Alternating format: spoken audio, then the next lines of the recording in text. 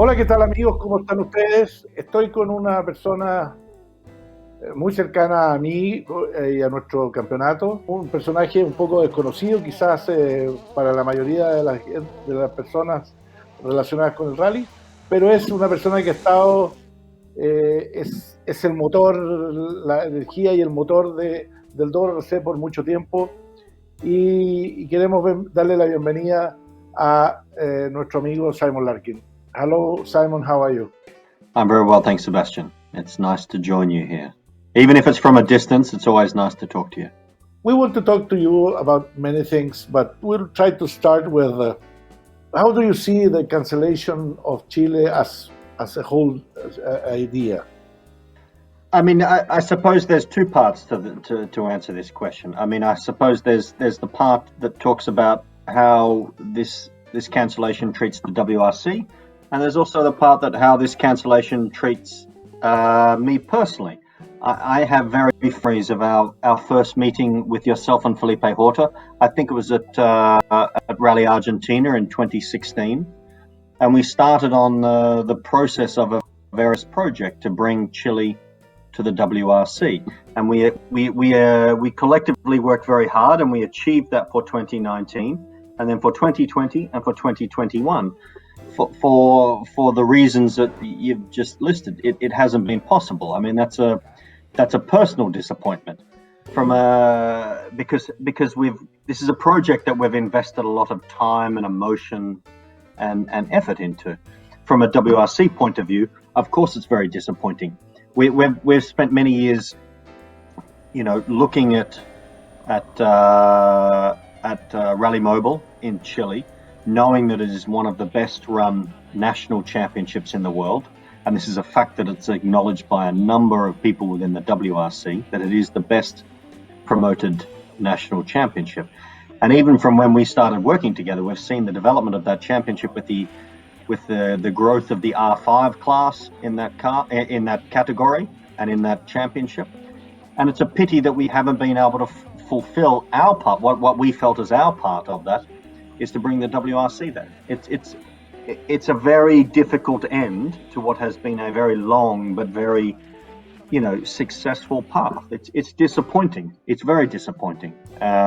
We know that there's a lot of people who have invested a lot of time and effort to make this happen, and to have it fail under circumstances outside our control, outside your control, that's understandably an emotionally disappointing thing. And I think the WRC will be weaker this year for not having been able to come to Chile for Copec Rally Chile.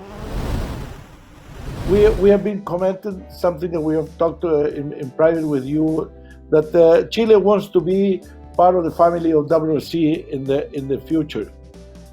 We don't want to.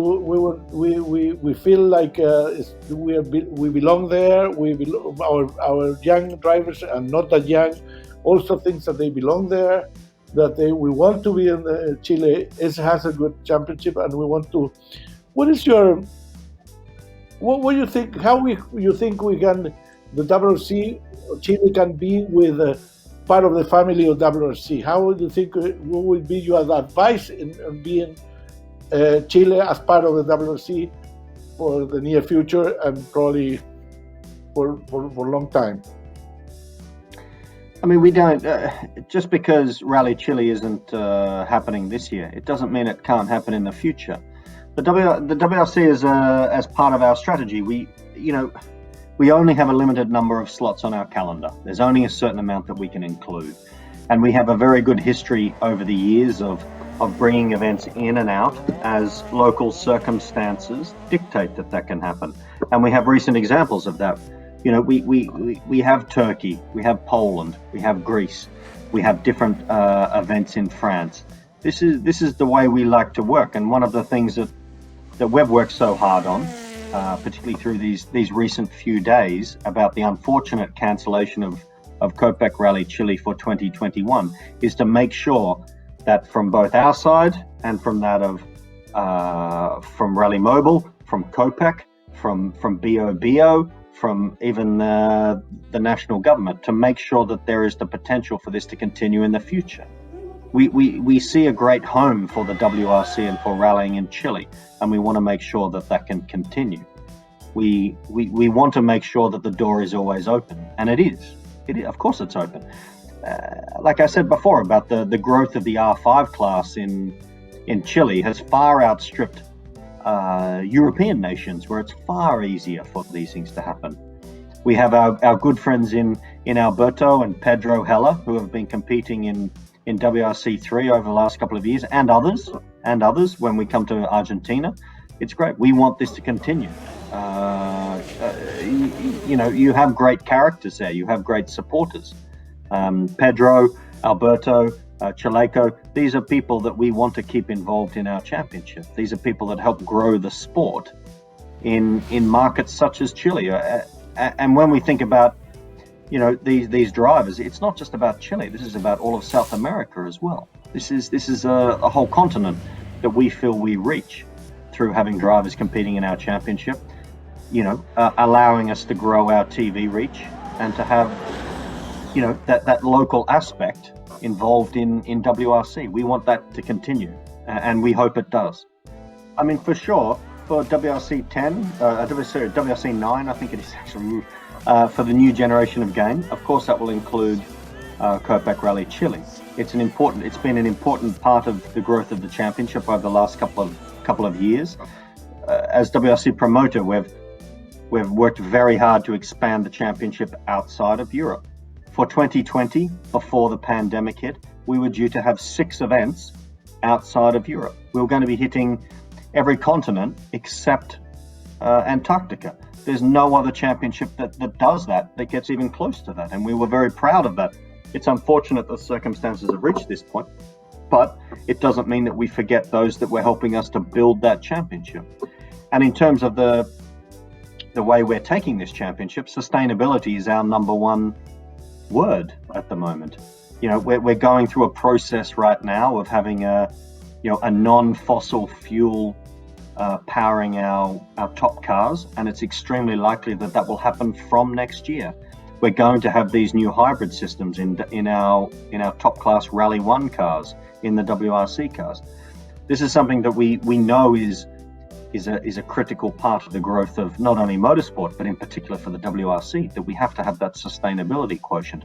And it's something we're working quite hard on. We know that it's important for partners like Copec. We also know it's important for partners like regional governments, like BOBO, to know that they are working with a sport that is sustainable, that has that message, that's going to grow and expand in the community, to make sure that these sorts of things like sustainable fuels or hybrid systems, they don't have to be boring, but they can have an emotional and a sporting impact to them that's going to help push people towards moving towards these new future modes of transport.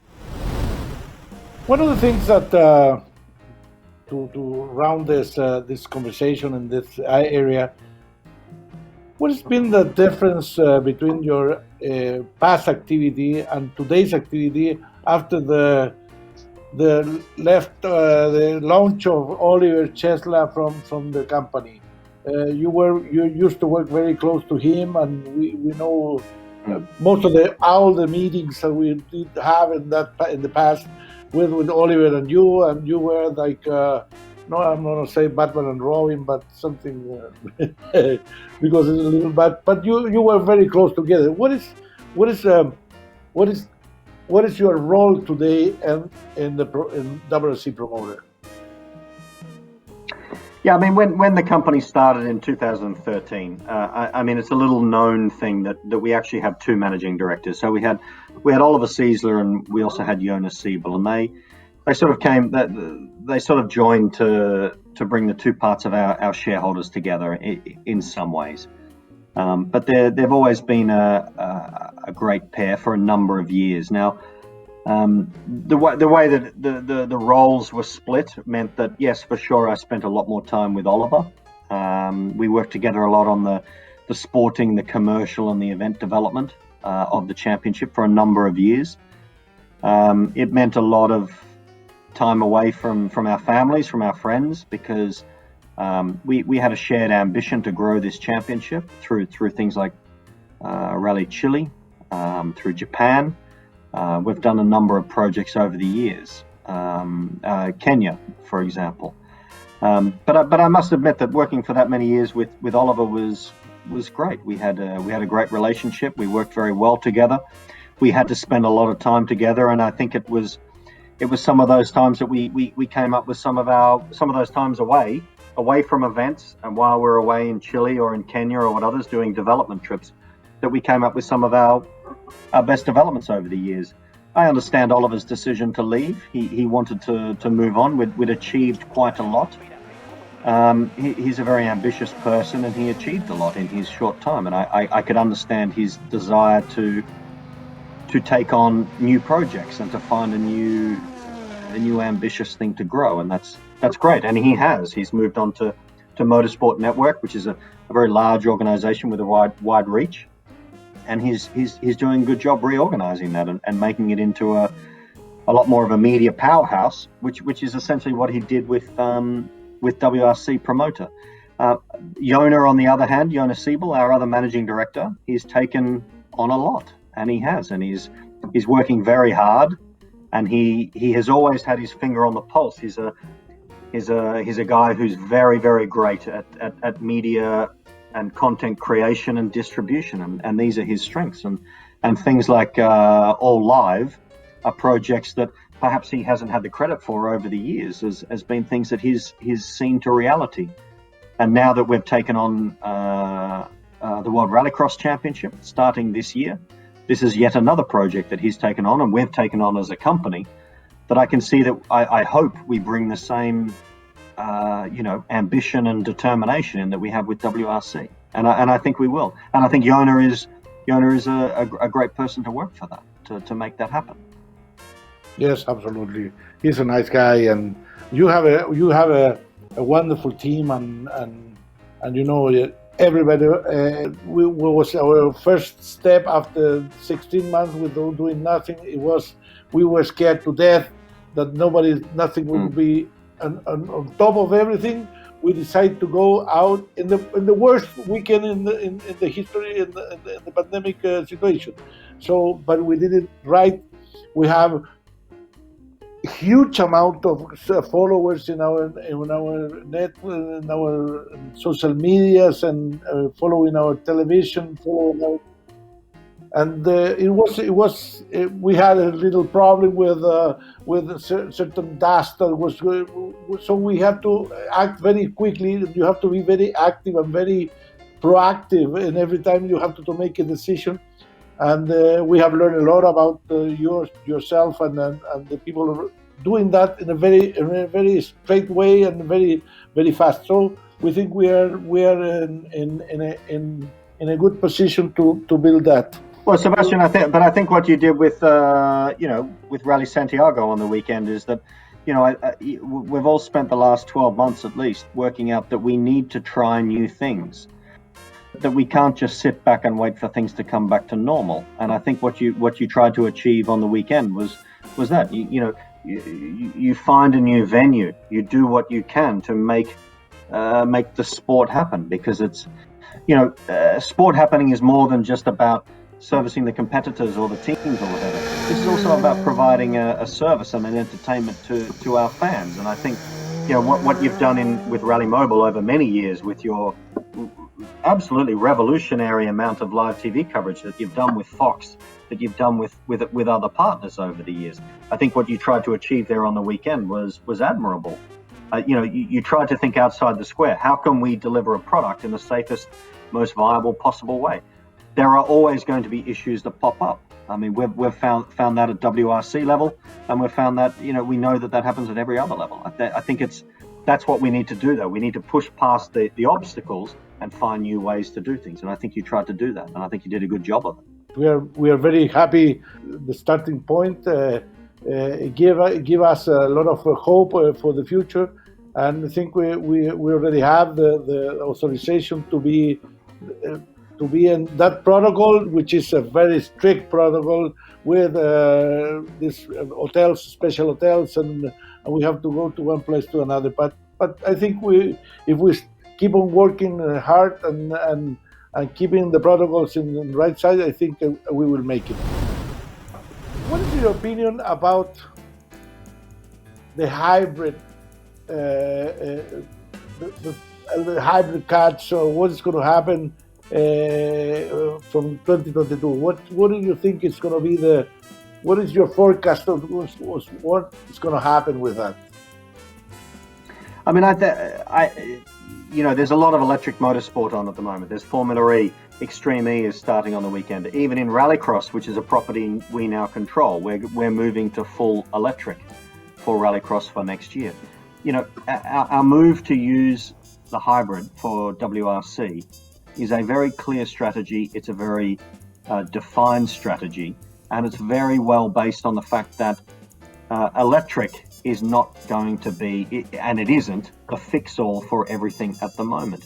We do believe that hybrids, and particularly the technology that they provide, is going to last for at least a generation, 2 generations maybe. What WRC and rallying does compared to a lot of other pure electric sports is that we actually use the road-going cars. We actually use the Toyota Yaris. We use the Hyundai i20. We use the Ford Fiesta. And these are the cars that you can buy from a showroom. Now, what we're trying to do by including the hybrid, which is going to be how all of these cars are marketed in the short to medium term future, is that we're showing the road relevance of this literal car that you can go and buy down the street, and we put it into an endurance, a competition, and a very, very tough environment, and we show how relevant this sort of technology can still be for your average car buyer.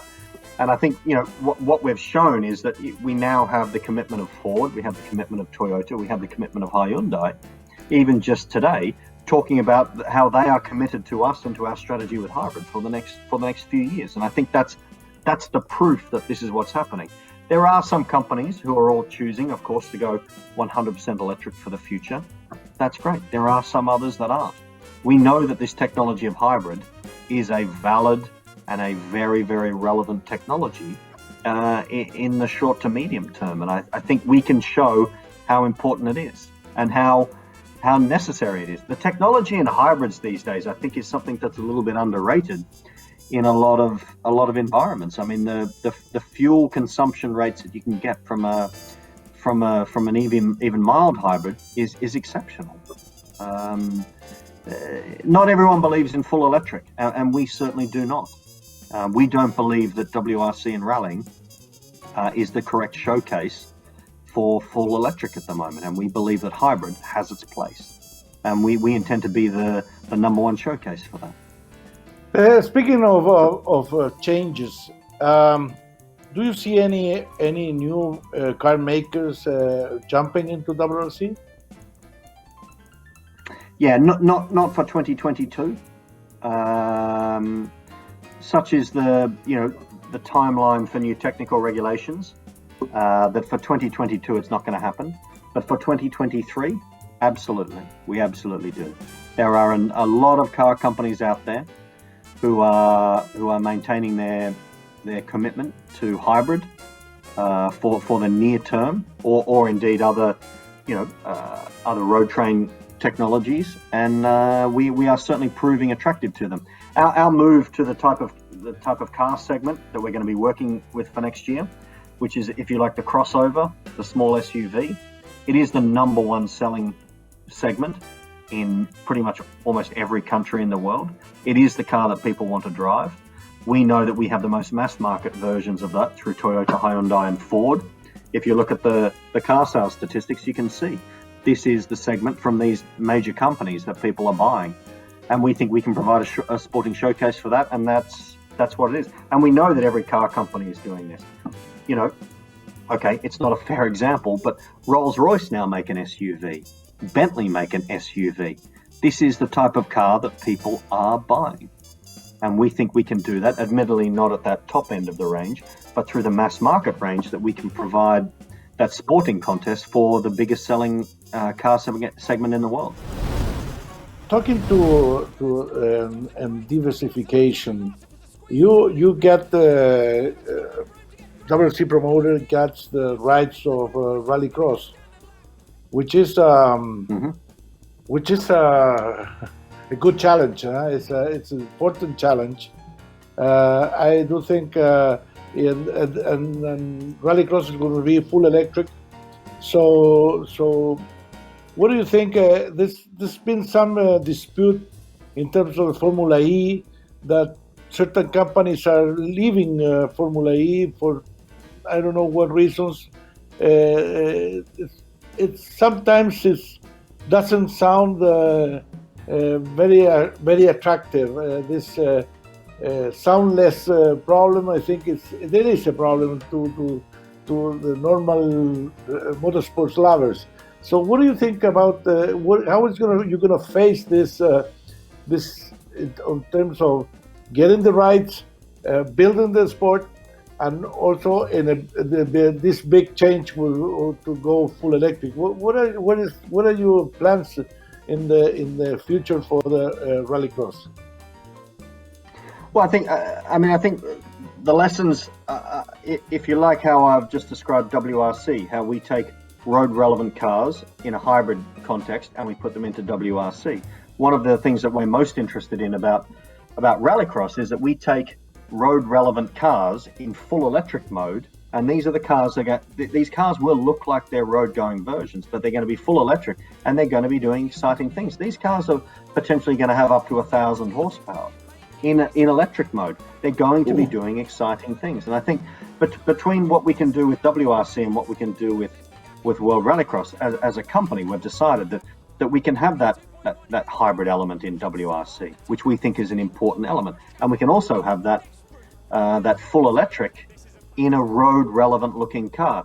I'm not going to criticize other motorsport championships who have taken their own path, but our cars will look like the ones that you will drive down the street, and we can make them look exciting, and we can make them look sporting, and we can bring that emotion to a brand, not even necessarily just to a brand, but to a particular segment of that brand. And I think that's the thing. I think as WRC promoter, having control of these two championships, if we're approaching potential new manufacturers or even some of the ones that are disillusioned from other championships, is that we can offer them a different path. Whichever way their current strategy for road train is going, we can offer them a solid, very attractive platform for them in either WRC or Rallycross. And I think that's our aim as a company, that we want to be a technology showcase, and we can provide either or both platforms to a car company. Over the recent years of Rallycross, I mean, we can see what's happened is that we've had Volkswagen, Citroen, Ford, Hyundai now, they're competing across both. And there's no reason why that can't continue. For them to use the word you use, Sebastian, diversify their interests, to have still some interest in hybrid and also be moving into the electrification area with their current cars. Simon, that you're having a big, huge challenge. It is everything's going to be a part of the challenge, the commercial challenge, the promoting challenge. I think the world is not going to be the same after this pandemic. Everything is going to be different. I think the world is going to change a lot, and also the sports is going to change a lot. If you see people as me that love football and other sports, and you see, I'm getting accustomed to a stadium with no people. I'm getting accustomed to hear the making the sports more like a television show.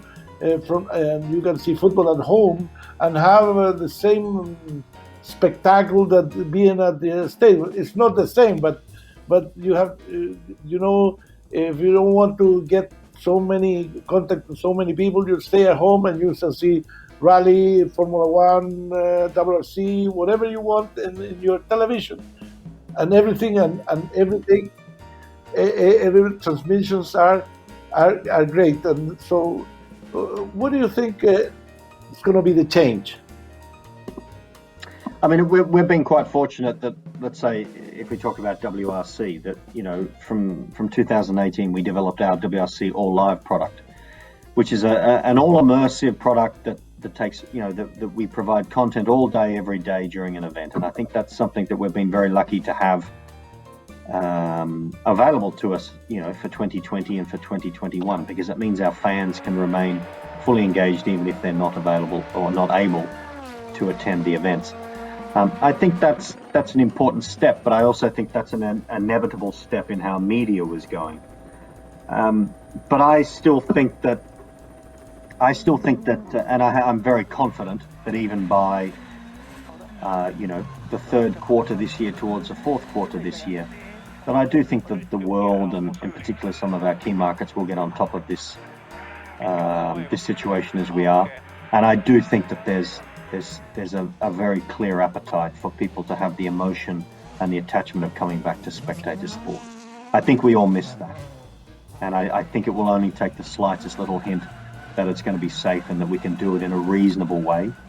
Whether that's going to start with 25%, 50%, 70% spectators compared to what we're used to.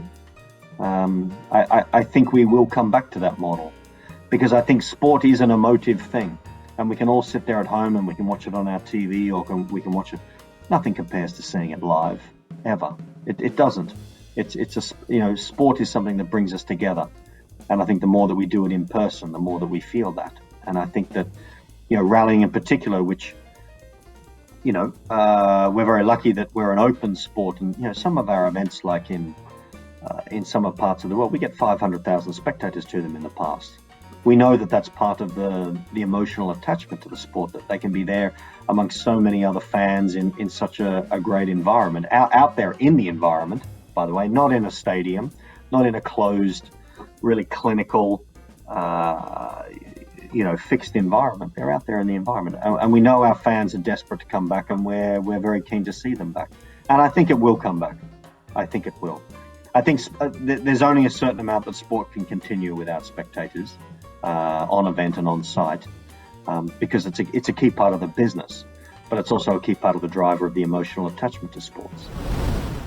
The last thing is just a little comment of your side on something that was very important for us, was the 2019 round. In general, what is the taste of what happens on your side after already 2 years?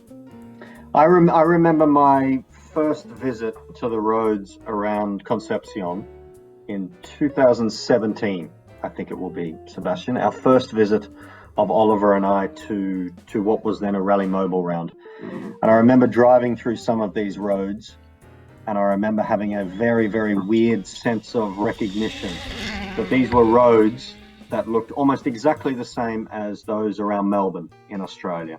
Some of the roads that I worked in for the Australian Rally Championship for Rally of Melbourne. And I remember having a very, very, very weird feeling about it.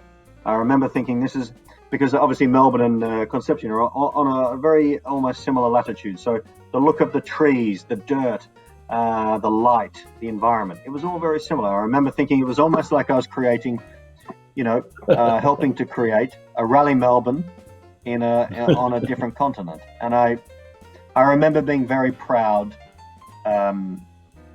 of our efforts and your efforts in particular, those of your organization, after the candidate event. And I know I touched on this earlier, after the candidate event in 2018, when we'd been to the ceremonial start, we'd seen the stages, we saw your podium out the front of the casino there.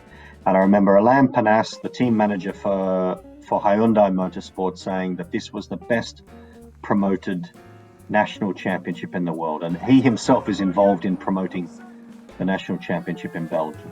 And I think that was the greatest sign that the WRC needed to come to Chile, and that is the fondest memory I have of it. And to realize that in 2019, and I remember, you may not remember, but I remember it was actually my birthday on the Monday after Rally Chile 2019, and we spent the day in Santiago. We flew back to Santiago and we had a great day together to celebrate a great achievement. And it was the way that the event was received by all of the stakeholders, by the drivers, the teams. The roads are amazing. The ceremonial start that was put on was revolutionary within WRC. It set a new standard. The podium ceremony set a new standard within the WRC. And these were things that you'd been doing at your RallyMobil level for many years. It was a worthy inclusion to the WRC. It deserved its position, and it still does, and we hope it returns in the future. We hope so very much, and your words are they touch me deeply. So thank you very much, Simon.